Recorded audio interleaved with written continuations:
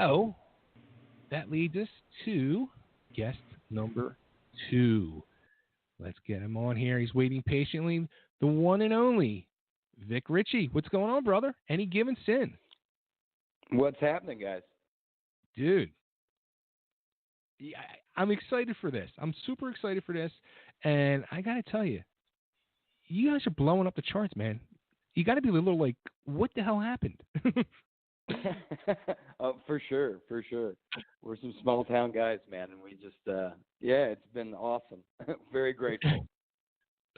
I tell you what, like, so well, first off, how much are you guys hearing? Do you hear like a lot of comparisons? Like, oh, they kind of sound like Shinedown. I hear that a lot.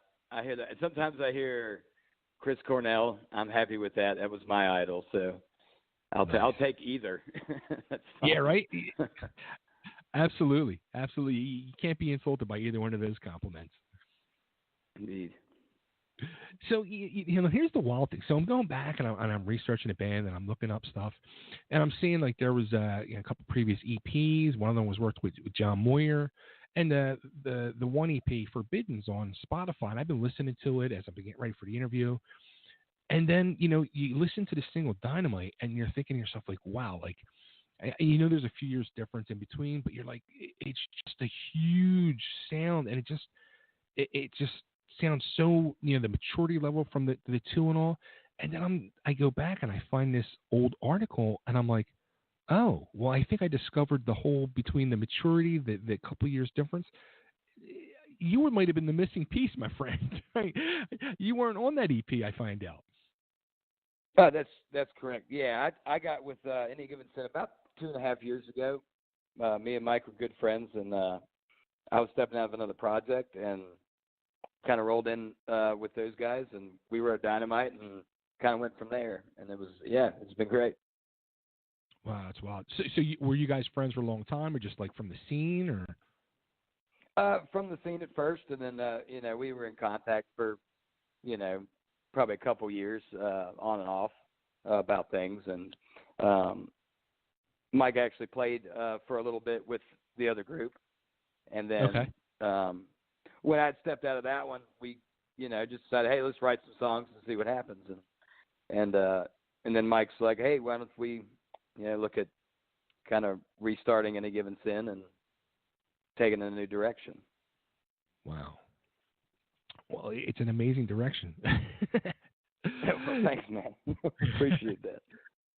So now with Dynamite, like, how did you guys get it to the attention of? I'm guessing Jose got hold of it, or somebody else at the powers that be over at Octane. That's true. A magician cannot reveal his tricks.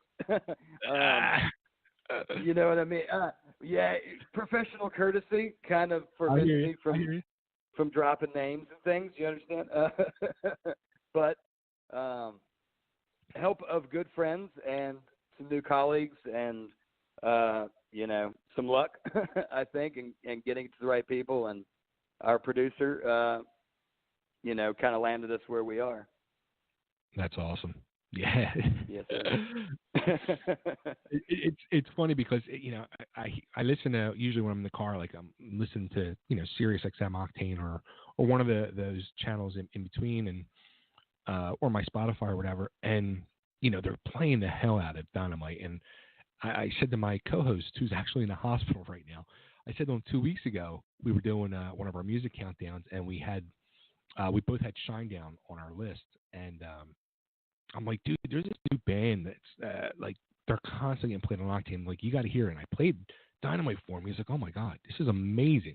I'm like, and I was like, you know what? And I reached that night. I'm like, I got to reach out to them. I got to get them on the show. And here we are. Here we are. Awesome, man. Yeah, we appreciate the support. Absolutely. Now, you guys are like a couple hours down the road from me, down in like Maryland, Virginia area. Correct. Have you guys ever made it up here to Philly, or? Haven't made it to Philly. Love to make it to Philly. We are playing in Pennsylvania June 15th at the Dog House in Waynesboro, Pennsylvania.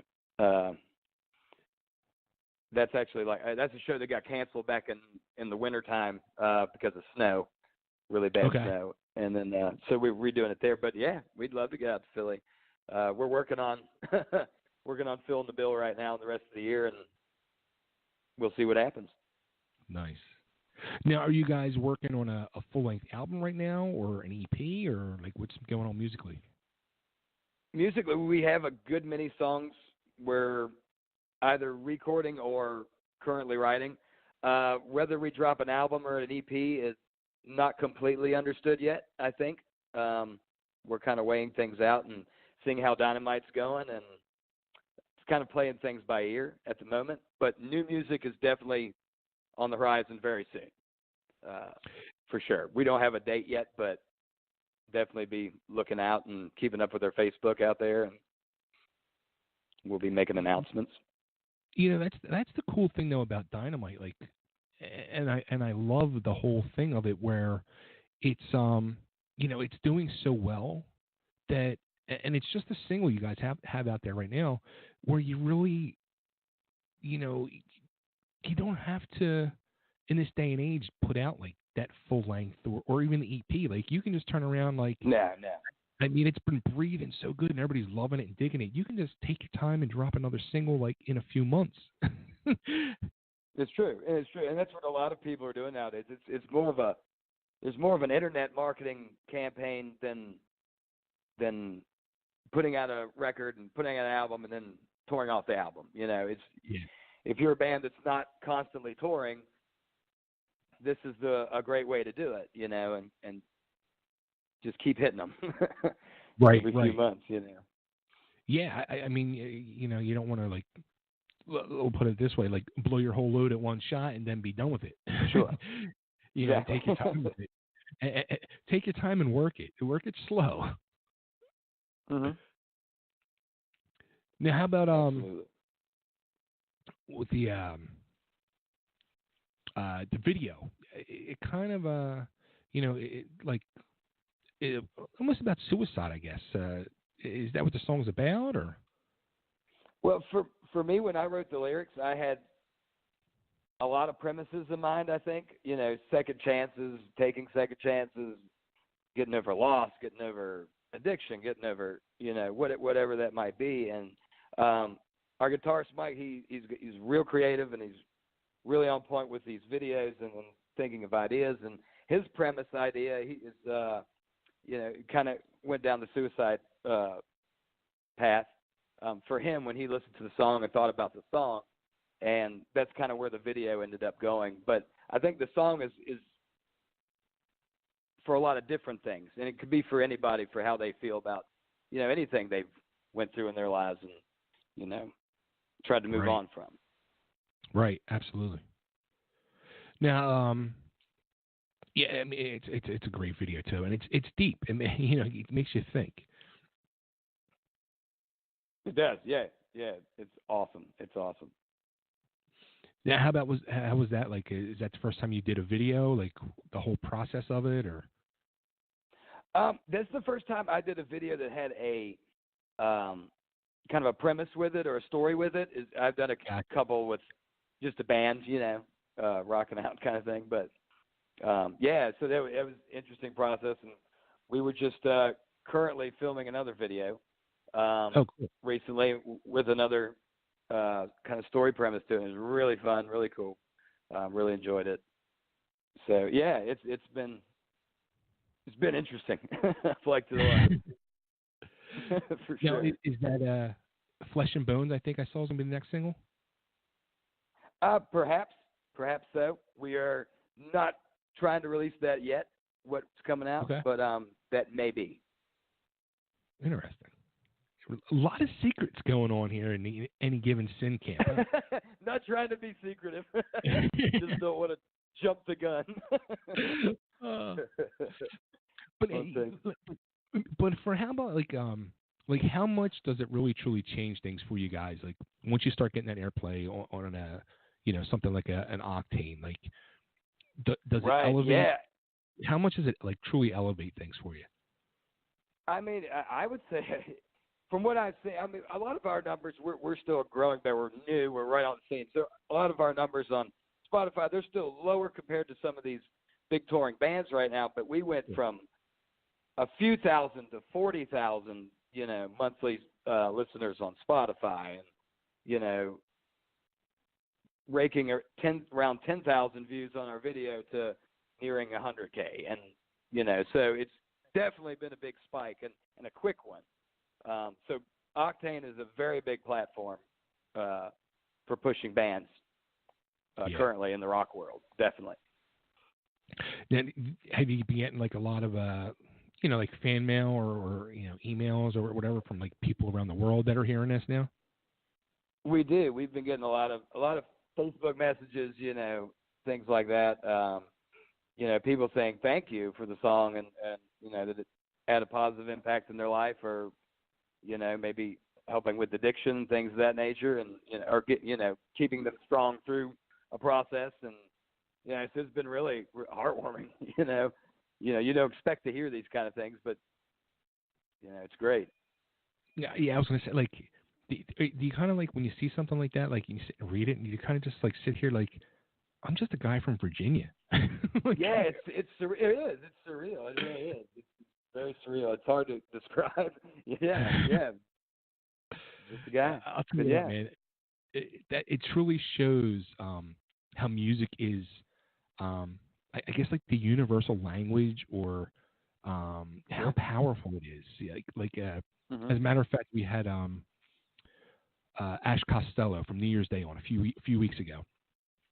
And my co-host Nick, his daughter's a huge fan of Ash's, and I asked her to do a little shout out to her, and my co-host played it for his daughter, and he videotaped her when she heard it, and she broke down hysterical crying, and I was just like, wow, it's just so amazing. It truly is. Like, and I get it. Like, I've been a music fan for 40 plus years now. I'm just a music nut, and I get it. Like, music moves me to tears too. So when I couldn't imagine having, be like Ozzy Osbourne saying hello to me when I was, 16 years old. I'd be losing my mind. Right. It's true. Totally. I felt that way when Chris Cornell passed away. I was like, oh man. Yeah. The whole day. I was just right. It's true. It's a big part of life. So, you guys are playing June 1st in Towson, Maryland, Zen West. That's true, yes. Zen West, June 1st, and then June 15th at Doghouse in Waynesboro, Pennsylvania.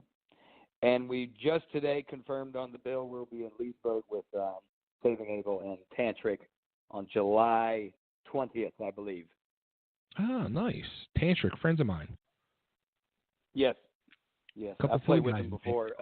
Hugo. Nice. He's a good guy. Nice. Yeah, bass player Jaron and guitar player Sebastian are from Philly. Excellent. Awesome, yeah. Yeah. Cool. That's awesome. Very cool. Nice. So, all right, well, we got to get you guys up here to Philly, man. Love to sometime. Totally. We're going to talk. I know your people now. Come on down. Holler at us. We'd love it. Oh, man. Absolutely. Vic, I mean, I'm super excited for you guys. I truly am. I'm happy for all the things, and I can't wait to hear more music and much more success from you guys. I think you're going to blow up. So I can't wait to witness it all and hear it all.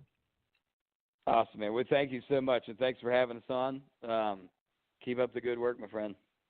Absolutely. And, yeah, we'll talk more. And come on, we're going to do it. We're going to play Dynamite right now. Let me pull this up here. Awesome. People need to hear this. If they haven't heard it, like, they should be ashamed of themselves because, really, come on. Let's educate everybody. All right, Vic, thanks, man. And we're going to talk again soon. And here it is, everybody. Any Given Sin, Dynamite. Where should we send everybody? Where's the best place to get hold of you guys? You can look us up on Instagram or Twitter or Facebook. We're waiting. Come on down. There you go. I love it. Here it is. Here's Dynamite. Vic, take care. Say hello to everybody for me, and let's do it. Let's blow it up.